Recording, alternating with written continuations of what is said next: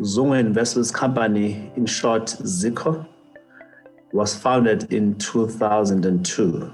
It was founded as an investment holding company with interests in operating businesses across multiple sectors.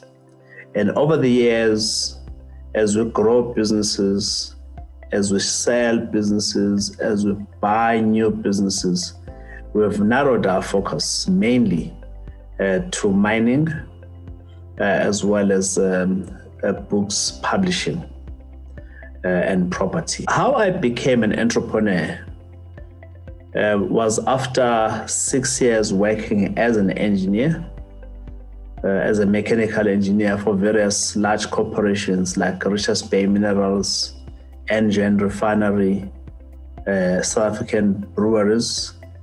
And then in 1995, I decided to go and do an MBA on a full-time basis. My clear intention was to move careers from engineering into something like marketing. But when I got to MBA, I developed liking for finance. And when I finished my MBA, I then was hired by a fledgling merchant banking enterprise called DLJ Bliad to be in their corporate finance. And I was advising a couple of companies who were making acquisitions and engaging in mergers. I began to like what I was saying. And actually, my entrepreneurial spirit was then revived. I go back to the days I was a young preteen growing up at Umlazi. My father being an employee at Engen Refinery. At the time it was called Mobile. And my mom was working as a nurse at a local polyclinic at Dissection Umlazi. My mom would bring empty bottles of pharmaceutical products, pills, and my father would bring almost like condemned drums full of petroleum jelly, what people commonly call Vaseline, and will empty the big drum and fill into the small bottles.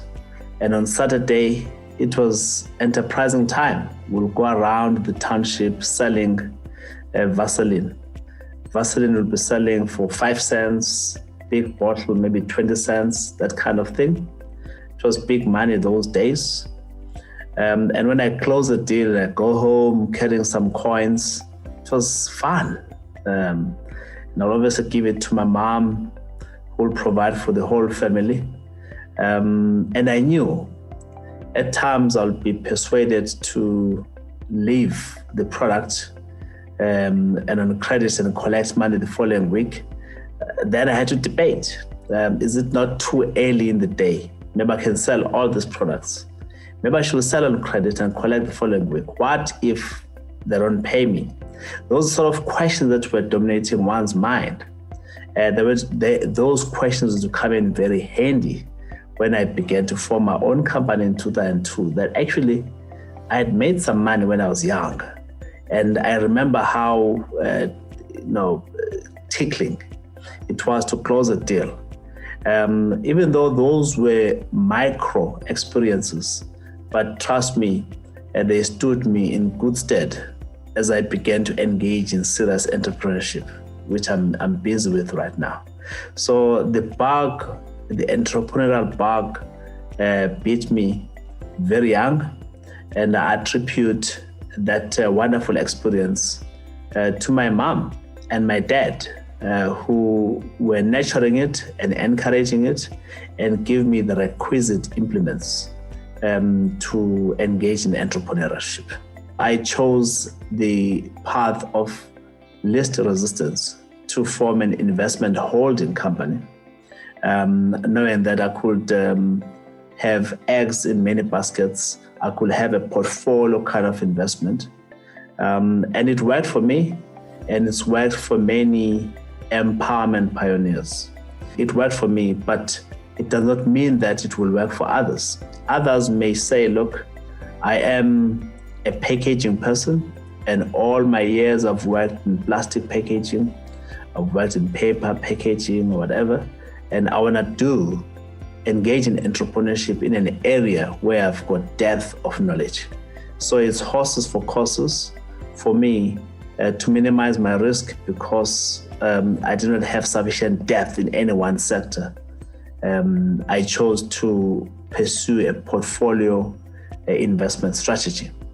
And over time, I identified those areas where, I had better chances of making money, where I could add better value, and got rid of those investments for a profit and invested my money where I could have maximum impact. So it's an evolving strategy. And I've got no doubt in about 20 years' time, if my family company is not very focused on one or two sectors, I'll be disappointed. So for me, my advice is know your strength, know yourself, follow the path that you are best suited for. And the path that I chose was carefully chosen, and I think it worked for me. The truth is, you can be a master of nothing by becoming a jack of everything. Not because you are stupid, simply because you don't give yourself enough time to have sufficient depth of knowledge. So many entrepreneurs who are otherwise very smart, very capable, don't have the requisite discipline to deepen their knowledge in one area. And some really great opportunities then end up flying above their heads, without them even realizing that here comes an opportunity. Why? Because they've not developed a knack for it. So that's the biggest mistake that people managing multiple businesses tend to make. Number two, they do not build sufficient trusted cadership that will help them to oversee these multiple businesses, because you cannot do it on your own. And so if you cannot do it on your own, you must form networks of people that are aligned with your thinking, that you can trust, who will do the work for you with sufficient feedback, guidance, strategic and operational that you can give, but knowing that you've got those people.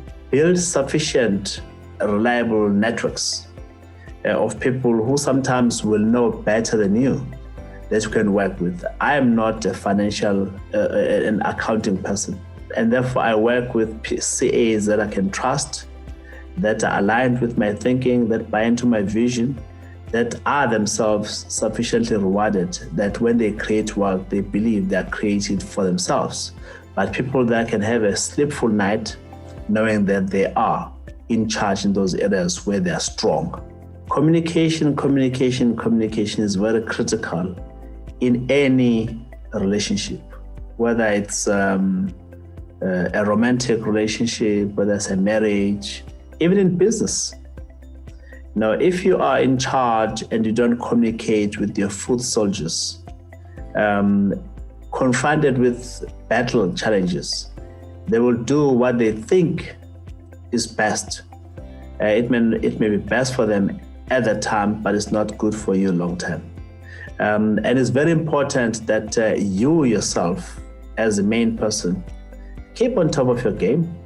Things change all the time. Who would have thought that the property sector would be facing existential threat in the form of COVID? So it's very important that you understand what makes your industry tick, so that when there are changes that are imposed on you that you cannot control, at least you can adapt and stay afloat. I've been a very purposeful entrepreneur. My company must outlive me, and my company must outlive my children. It must be an intergenerational kind of enterprise that I will have created. And that's why I'm always interested in sustainability.